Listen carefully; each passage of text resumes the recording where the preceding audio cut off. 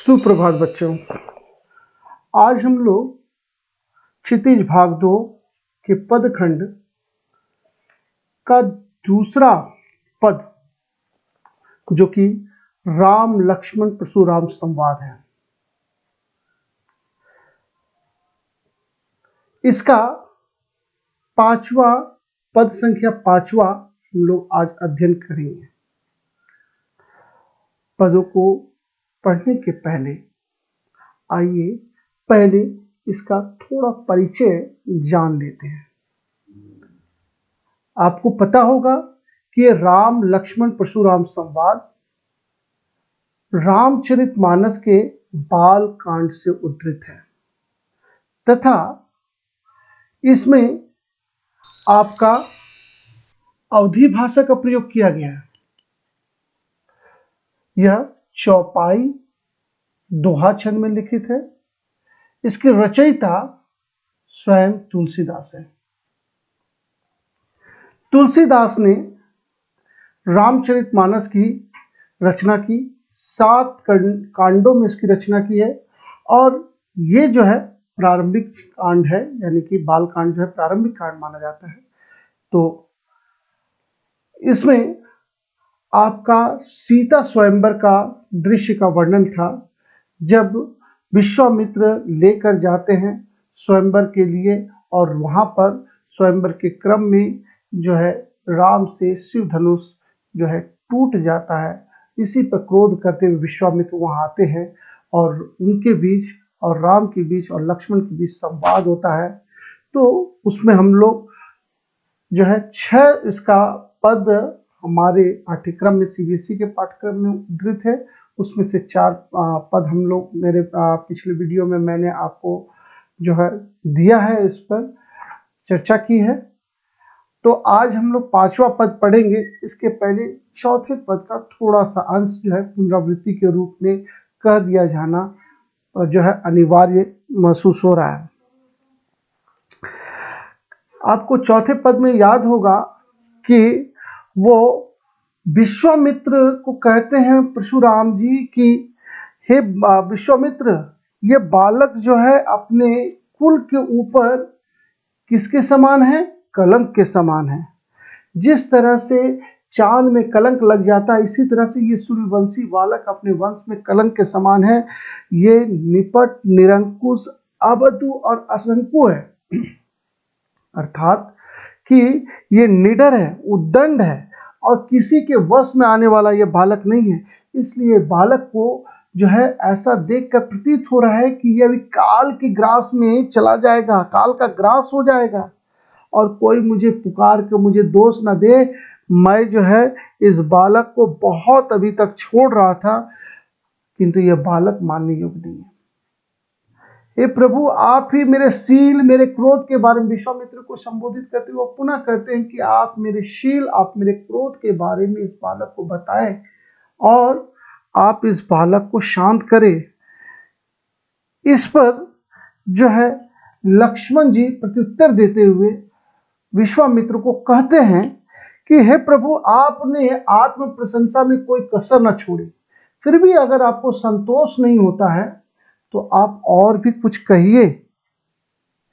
आप अपने आत्म प्रशंसा के शब्द को रोककर दुख मत सहिए। आपके बारे में तो सब जानता है कि आप वीरता का व्रत धारण करने वाले हैं। आप जैसा कोई धैर्यशील नहीं है, आप तो क्षोभ रहित हैं। किंतु प्रभु, आपको कोई गाली, आप जो गाली देते हैं ये आपको शोभा नहीं देता। और फिर वो कहते हैं कि जो सच्चे सूर होते हैं प्रभु, वो तो रणभूमि में कर दिखाते हैं, कायर केवल अपने प्रताप का बखान करते हैं। ठीक है, यहां तक हम लोग चौथे पद में देख चुके थे। आइए हम लोग 5वां पद आज देखते हैं। 5वां पद देखने के पूर्व जो है मैं इसका एक बार सस्वर वाचन करता हूं। तुम तो काल हाक जन लावा, बार बार मुहि लाग बुलावा। सुनत लखन के वचन कठोरा, परसु सुधार धरो कर घोरा। अब जन दे दोष मोहि लोगु, कटुबादी बालक बद जोगु, बाल बिलोक बहुत मैं बाचा, अब यही मरनियार बा साचा। कौशिक कहा क्षम यो अपराधु, बाल दोष गुण गण ही न साधु। खर कुठार में अकरुण को ही, आगे अपराधी गुरुद्रोही। उत्तर देत छोड़ बिन मारे, केवल कौशिक शील तुम्हारे। न तो यही काट कुठार कठोरे, गुर ही उरीन होत श्रम थोरे। ये चौपाई पद में था बच्चों, इतनी दूर। दोहा पद से समापन करते हैं। गाद सुनो का हृदय हसी, मुन ही हरियर सूझ। अय मैं खांड न ऊख मैं, अजहु न बूझ अबूझ। ये बात अनिवार्यतः कहा जा सकता है कि प्रत्येक छात्र को इसका वाचन सस्वर करना चाहिए। वैसे तो इसका गायन भी किया जाता है और बहुत ही मनोहारी ढंग से इसका गायन भी किया जाता है, किंतु प्रत्येक छात्र को यह चाहिए कि ये शब्दों को जो है बड़ी सावधानी पूर्वक वो पढ़े। यद्यपि अवधी भाषा में लिखा जाने के कारण ये थोड़े पढ़ने में कठिन है, किंतु बहुत ही मनोरम है, बहुत ही आनंददायक है ये शब्द पढ़ने में। ठीक है, मैं इसका अब पंक्तिबद्ध व्याख्या देखता हूं। आइए हम लोग मिलकर करते हैं। तुम तो काल हाक जन लावा, तुम तो काल हाक जन लावा, बार बार मोहि लगे बुलावा। लक्ष्मण परशुराम से कहते हैं कि तुम तो काल को मेरे लिए जबरदस्ती बुला रहे हो, तुम तो काल को मेरे लिए जबरदस्ती बुला रहे हो। तुम तो काल हाक जन लावा, यानी कि तुम काल को मेरे लिए बार बार बुला रहे हो। बार बार मोहि लगे बुलावा, मतलब कि मेरे लिए तुम काल को जबरदस्ती बार बार बुला रहे हो। सुनत लखन के वचन कठोरा, परसु सुधार धरऊ कर गोरा। यानी कि सुनत लखन के वचन कठोरा, इतने कड़वे कटु वचन सुनकर, लक्ष्मण के इतने कठोर वचन सुनकर परशुराम जो है अपने फरसे को सुधार लेते हैं, अच्छी तरह से पकड़ लेते हैं और वो तैयार की मुद्रा में आ जाते हैं। अब दे दोष मोहि लोभु, अब जनि दे दोष मोहि लोभु, यानी कि अब मुझे जो है कोई दोष न दे। कटुबादी, अब जनि दे दोष मोहि लोभु, मुझे लोग दोष दे सकते हैं। कटुबादी, ये कड़वे वचन बोलने वाला बालक। बद जोगु, अर्थात वध करने योग्य है। कड़वे वचन बोलने वाला बालक ये वध करने योग्य है। अब मुझे कोई दोष मतलब दोष देना, लोग बने लोग। तो बाल बिलोक बहुत मैं बाचा, मैं अभी तक इसे बच्चा समझ कर बहुत बचाने की कोशिश कर रहा था। मैं सोच रहा था कि मैं इस पर जो है अस्त्र नहीं उठाऊंगा, शस्त्र नहीं उठाऊंगा, किंतु अब ये हूं मरनिहार भा साचा। किंतु ये बात सच है कि ये मरने योग्य है। ये हूं मरनिहार भा, मरनिहार का मतलब होता है मरने के योग्य। भा साचा, साचा मतलब सच बात यह है कि ये मरने योग्य है। कौशिक कहा क्षम यो अपराधी। इसी बीच जब वो पूरा का पूरा जो है तैयार मुद्रा में आ जाते हैं, पूरी तरह से तत्परता दिखाते हैं, अपने फरसे को पकड़कर जो है वो एक तरह से आक्रमण की मुद्रा में रहते हैं और ये कहते हैं कि ये वाकई ये बालक जो है मरने योग्य है, मैंने इसे बहुत छोड़ रखा था। ये कटुबादी बालक जो है वध करने योग्य है। और ये जो है एक तत्परता की मुद्रा में, एक आक्रामक मुद्रा में अपने फरसे को लेकर वो आते हैं, तब विश्वामित्र को हस्तक्षेप करना पड़ता है और वो कहते हैं कौशिक कहा क्षम या अपराधु, बाल दोष गुण गण ही न साधु। तो कौशिक, यहाँ कौशिक जो है वो विश्वामित्र को संबोधित किया गया। वो कहते हैं कि हे प्रभु क्षमा अपराध, हे प्रभु क्षमा अपराध। क्षमी अपराधु का मतलब है कि क्षमा अपराध। बाल दोष गुण गण ही न साधु। बालक के दोष को साधु गण नहीं गिनते हैं। गण ही मतलब गिनना। साधु बालक के दोष को नहीं गिनते हैं। साधु जो है बालक के बच्चा है, बच्चे के दोष को गिना नहीं जाता है। साधुओं के द्वारा बच्चों को दोषों को गिना न जाए। खर कुठार, इस पर वो शांत नहीं होते। जब विश्वामित्र कहते हैं कि बालक के दोष को साधुगण नहीं गिना करते हैं और इसके अपराध को क्षमा किया जाए, तब इस पर उत्तर देते हुए कहते हैं कि खर कुठार में अकरुण को ही, यानी कि ये खर अर्थात दुष्ट कुठार, कुठार मतलब फरसा होता है बच्चों। फरसा एक प्रकार का शस्त्र है और इस शस्त्र में क्या होता है कि वो आपका गणेश भगवान का आपने शस्त्र देखा होगा, बिल्कुल वैसा ही ये शस्त्र है। तो इस शस्त्र के बारे में विशेषता बताते हुए वो परशुराम कहते हैं कि खर कुठार में अकरुण को ही, ये मेरा खर कुठार जो है, मेरा कुठार जो है वो खर है, काफी दुष्ट है। मैं अकरुण को ही, मैं अकरुण हूं, यानी कि मुझ में कोई दया नहीं है, कोई ममता नहीं, ममत्व तो नहीं है।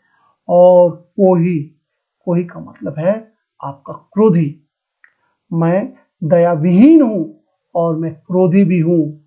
आगे अपराध गुरुद्रोही, और मैंने अगर इस अपराध को क्षमा कर दिया, इस बालक को, वो कह रहे थे ना बालक का अपराध है, आप बालक के अपराध को नहीं गिना जाता, आप इसको क्षमा कर दीजिए, तो बोलते हैं कि मैंने अगर इसके अपराध को क्षमा कर दिया तो मैं गुरुद्रोही हो जाऊंगा। अब ये प्रश्न बनता है अक्सर कि ये गुरु कौन है और उनका द्रोही कैसे हो जाएंगे। तो ये गुरु जो है वो शिव भगवान ही है। ये गुरु कौन है? शिव भगवान। और शिव के धनुष को तोड़ने के कारण वो परशुराम ये मानते थे कि जिसने भी ये शिव धनुष तोड़ा वो अपराधी है, और अगर उसको वो दंडित करते हैं तो वो अपने गुरु के ऋण से ऋण हो जाएंगे। वो गुरु के द्रोही को अगर वो दंडित करते हैं तो गुरु के ऋण से ऋण हो जाएंगे। इसलिए कहते हैं कि ये जो है आगे मैं अपराधी बन जाऊंगा अगर मैंने इस गुरु के द्रोही को छोड़ दिया, तो आगे अपराधी गुरु द्रोही, ठीक है, कि ये अपराध के समान होगा यह गुरु के द्रोही को छोड़ने के और छोड़ना। उत्तर देत छोड़ो बन मारे, अभी तक तो मैं केवल उत्तर दे देकर जो है वो क्षमा कर रहा था। केवल कौशिकशील तुम्हारे, क्यों क्षमा कर रहा था पता है? क्योंकि हे विश्वामित्र, केवल आपके शील स्वभाव की वजह से, मैं जानता हूं आपके स्वभाव के बारे में, आपका स्वभाव काफी शील है, काफी शांत है, और आपके स्वभाव के वजह से ही मैं अब तक जो है वो छोड़ते जा रहा था। मैं अब तक जो है वो छोड़ते जा रहा था केवल आपके स्वभाव की वजह से। न तो यही काट कुठार कठोर, वरना मैं बहुत पहले ही अपने कठोर कुठार से काट देता। किसको? लक्ष्मण को। और गुरहि उरीन हो तो श्रम थोड़े, और थोड़ा ही मुझे श्रम लगता, ये मेरे लिए एक बहुत छोटा श्रम था कि मैं इस छोटे से श्रम से गुरु के ऋण से ऋण हो जाता। गाधि सुनु कह हृदय हसी, गाधि सुनु कह हृदय हसी, मुनि ही हरियर सूझ। यहाँ गाधि सुनु जो है गाधि के पुत्र थे विश्वामित्र। गाधि अर्थात गाधि के पुत्र अर्थात विश्वामित्र विश्वामित्र के पुत्र, विश्वामित्र, गाधीशुर मतलब विश्वामित्र का हृदय हसी मुनि हरियर सूझ। वो कहते हैं मतलब हृदय में ही कि मुनि को हरियर सूझ रहा है। हरियर सूझना अर्थात एक तरह का मुहावरा है। कहा जाता है कि सावन के अंधे को हर जगह हरा ही हरा सूझता है। तो सावन के अंधे को हर जगह हरा ही हरा इसलिए सूझता है क्योंकि अगर कोई व्यक्ति चूंकि सावन में चारों ओर हरियाली देखता है और इसी मौसम में अंधा हो जाए तो उसकी नेत्रविहीन हो जाए, तो ऐसे समय में नेत्रविहीन होने वाले व्यक्ति के लिए सारा संसार की जो छवि उसके मस्तिष्क मानस पटल पर है वो हरा ही हरा चित्र है। इसी तरह विश्वामित्र कहते हैं कि ये मुनि जो है अर्थात कौन, परशुराम, परशुराम को चारों ओर हरा ही हरा दिख रहा है। यानी कि परशुराम के बारे में वो कहते हैं कि परशुराम जो है ये आपको परशुराम के विषय में कहते हैं कि इनके हृदय में हंसते अपने मुनिवर को चारों ओर हरा ही हरा सोच रहा है। अर्थात चारों ओर विजयी होने के कारण हमेशा परशुराम विजय होते रहे, विजय होने के कारण ये राम और लक्ष्मण को साधन क्षत्रिय समझ रहे हैं। मुनि अब भी नहीं समझ रहे हैं कि ये दोनों बालक लोहे की बनी हुई तलवारें हैं, गन्ने के रस की नहीं, जो मुंह में डालेंगे और गल जाएंगे। अर्थात राम लक्ष्मण कोई सामान्य वीर न होकर पराक्रमी योद्धा है। मुनि परशुराम के अज्ञानियों की तरह इनके प्रभाव को समझ नहीं पा रहे। देखते हैं कि गादि सुनु का हृदय हसी, मुनि हरियर सूझ, मुनि ही हरियर सूझ, ऐ मैं खांड न ऊख में, अजहु न बूझ अबूझ। वो कहते हैं कि गादि सुनु, विश्वामित्र कहते हैं कि हृदय में ही कहते हैं हंसते हुए कि मुनि को चारों ओर हरा ही हरा सोच रहा, अब तक विजय होते हैं इसलिए इनको भी सोच रहे कि तुरंत विजय कर लेंगे। अयमय खांड, अयमय शब्द का मैंने अर्थ लिख रखा है लोहे की बनी हुई, खांड का मतलब होता है तलवार। ऐसे खांड का एक और अर्थ भी हम लोग जानते हैं, खांड का दो अर्थ होता है। यहाँ पर मुझे लग रहा है कि श्लेष अलंकार भी है। खांड शब्द का दो अर्थ लगाया जा सकता है, एक चीनी और एक तलवार। ठीक है, तो खांड, अयमय खांड ना ऊख में, ये आपका दो अर्थ में भी हम बता देंगे कि अयमय खांड यानी कि ये लोहे के बने हुए तलवारें हैं, ये कोई ऊख नहीं है जो मुंह में डालेंगे और आसानी से चबा लेंगे। जैसे चीनी को हम लोग, खांड को, चीनी को हम लोग डालते हैं मुंह में, तो चीनी को डालने के साथ चीनी मुंह में गल जाता है। तो ऋषि को कह रहे हैं कि परशुराम को कह रहे हैं कि ये कोई आपका चीनी जैसे गल नहीं जाएंगे आपके मुंह में डालने का। ऋषि को समझ नहीं आ रहा है। मुनि जो है वो कह रहे हैं कि अजहु न बूझ अबूझ, यानी कि ये परशुराम जी अज्ञानियों की तरह इनके प्रभाव को समझ नहीं पा रहे। ये अबूझ है, ये अज्ञानी है, ये इनके प्रभाव को समझ नहीं पा रहे हैं, राम और लक्ष्मण के प्रभाव को समझ नहीं पा रहे। तो इस तरह से इसका अर्थ है। एक बार फिर से देख लेते हैं कि तुम तो काल हाक जन लावा, बार बार मोहि लगे बुलावा, कि तुम बार बार, लक्ष्मण कहते हैं कि तुम मानो काल को मेरे लिए जबरदस्ती बार बार बुला रहे हो। सुनत लखन के वचन कठोरा, परसु सुधार धरो कर घोरा। लक्ष्मण के वचन को सुनते हुए तो परशुराम जो है आक्रामक मुद्रा में आ जाते हैं और अपने फरसे को तत्परता से पकड़ते हुए कहते हैं कि अब जनि देव दोष मोहि लागू, कटुबाद बालक बद जोगू। हे, अब जनि दे दोष मोहि लोगू, यानी कि अब लोग मुझे दोष न दे, ये बालक जो है कड़वा बोलने वाला बालक जो है वध करने योग्य है। बाल बिलोक बहुत मैं बाचा, अब यूं मर निहार बा साचा। मैं बच्चा समझकर अब तक इसको छोड़ते आ रहा था, किंतु ये मरने योग्य है, ये बात बिल्कुल सत्य है। खर कुठार, इस पर विश्वामित्र कहते हैं कि कौशिक कहा क्षमिया अपराधु, बाल दोष गुण गण ही न साधु, कि हे विश्वामित्र कहते हैं कि हे परशुराम, ये बालक हैं और बालक के दोष को गिना नहीं जाता है, आप इसके अपराध को क्षमा कर दीजिए। तो उसका उत्तर देते हुए परशुराम कहते, खर कुठार में अकरुण को ही, आगे अपराधी गुरुद्रोही। ये खर है, कुठार है, ये मेरा जो खर कुठार है ये काफी दुष्ट कुठार है और मैं स्वयं जो है बहुत अकरुण हूँ, मेरे अंदर कोई दया ममता नहीं है और क्रोधी भी हूँ। आगे अब मेरे अपराध को जो है या आगे अगर मैं इसे छोड़ दूंगा तो यह अपराध गुरुद्रोह के समान माना जाएगा। अगर मैं इस अपराध को क्षमा कर दूं तो ये गुरुद्रोह के समान माना जाएगा। गुरु कौन थे? शिव, और उनका जो अपराध क्या था, यह अपराध ये था कि भाई शिव के धनुष को तोड़ने वाला तो अपराधी होगा ना, तो उसको दंडित करना जो है वो अपने गुरु के ऋण से ऋण होना था परशुराम के लिए। तो यही कह रहे थे, उत्तर दे तो छोड़ो बिन मारे, केवल कौशिक शील तुम्हारे। हे विश्वामित्र, आपके शील स्वभाव की वजह से मैं केवल इस बालक को जो है उत्तर दे देकर छोड़ दे रहा था, क्षमा कर दे रहा था, ना तो ये काठ कुठार कठोरे, वरना तुरंत ये कुठार उठाता और इसको मैं काट डालता, उरीन होत श्रम थोड़े, और थोड़े में ही मैं अपने इस ऋण से ऋण हो जाता, गुरु के ऋण से ऋण हो जाता। तो विश्वामित्र जो है जब परशुराम की ऐसी बात सुनते हैं तो मन ही मन जो है मुस्कुराते हैं, हंसते हैं और कहते, हृदय में ही कहते, मुनि ने हरियर सूझ, मुनि ही हरियर सूझ, ये कि मुनि को हरियर सूझ रहा है, चारों ओर हरा ही हरा दिख रहा है। सावन के अंधे से इसकी तुलना की गई है कि जिस तरह सावन के अंधे को चारों ओर हरा ही हरा दिखता है, सावन में अगर कोई अंधा हो जाए ना तो उसे हरा ही हरा दिखता है। ठीक इसी प्रकार मुनि आज तक कभी भी इनको ऐसा योद्धा नहीं मिला जो हरा सकता, चारों ओर हमेशा विजयी मिला है, इसलिए इनको लग रहा है कि इसको भी तुरंत वो विजय कर लेंगे, किंतु बात ऐसी नहीं है। फिर उसकी तुलना करते हुए कहते हैं, आयमय खांड, ये लोहे के बने हुए तलवार है, ना ऊख में, ये ऊख की नहीं है जो मुंह में डालेंगे गल जाएगा। खांड का दो अर्थ में लगाता हूँ। पहला अर्थ तो मुझे लगता है कि खांड का अर्थ होता है तलवार, और दूसरा खांड का अर्थ छीनी भी होता है, यानी कि ऊख को काफी मेहनत करना पड़ता है, किंतु छीनी मुंह में डालने के साथ ही गल जाता है। तो ऋषि जो है अज्ञानियों की तरह कह रहे हैं बात, इनको नहीं पता कि सच्ची बात कौन है। राम और लक्ष्मण के पराक्रम से ये अभी तक परिचित नहीं है।